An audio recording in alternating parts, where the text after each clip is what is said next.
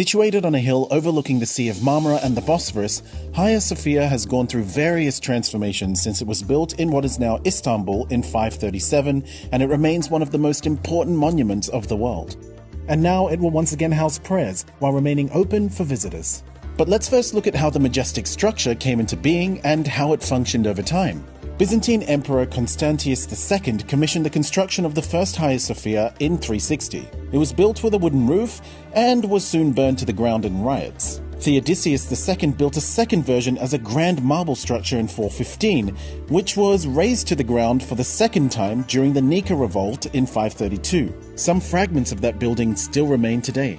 The building that does remain today was built in 537 during the reign of Emperor Justinian I, whose desire was to build the largest church of his time. According to oral tradition, after its completion he exclaimed, "Solomon, I have surpassed you," referring to the first temple built by King Solomon. Hagia Sophia then remained the world's largest church for nearly 1,000 years. The church was fortified and turned into a mosque after the Ottoman Sultan Mehmed II conquered Istanbul in 1453. The Sultan kept the name Hagia Sophia while he had the church repurposed as a mosque after covering mosaics along its walls with plasters. He also added Islamic features such as minarets and a mihrab, a niche in the wall where the Muslim imam would lead prayer in the direction of Mecca. It remained the principal mosque in Istanbul right up until 1616, when construction on the Sultan Ahmet Mosque, also known as the Blue Mosque, was finally completed. In 1931, the founder of the Byzantine Institute of America, Thomas Whitmore, traveled to Istanbul and obtained the permission of Mustafa Kemal Atatürk, the first president of the Republic of Turkey, to oversee the removal of plaster covering the Byzantine mosaics in Hagia Sophia and turn it from a mosque into a museum. The 1972 book, Hagia Sophia, A History of Constantinople, quotes Whitmore as saying, "Sancta Sophia was a mosque the day I talked to him. The next morning, when I went to the mosque, there was a sign on the door written in Atatürk's own hand. It said the museum is closed for repairs."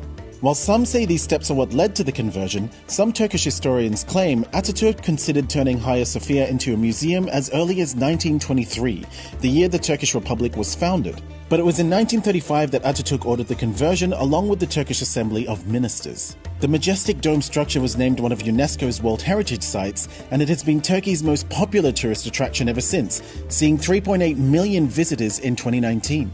In recent years, there have been calls to return the eclectic structure back into a mosque to honor the Islamic history of the country and the legacy of Ottoman Sultan Mehmed II. A hearing on whether Hagia Sophia should remain a museum where no prayer is allowed was held on July 2nd. The court has now decided that prayers will be able to resume once more at the Hagia Sophia, paving the way for it to become a mosque once more, while visitors will still be able to visit the historical site. Turkish President Erdogan says the Ottomans converted the building into a mosque instead of razing it, a fate he says was suffered by many mosques taken from the Ottomans, and that its historical, cultural, and sentimental value has been protected ever since. He also noted that there are 435 churches and synagogues in Turkey where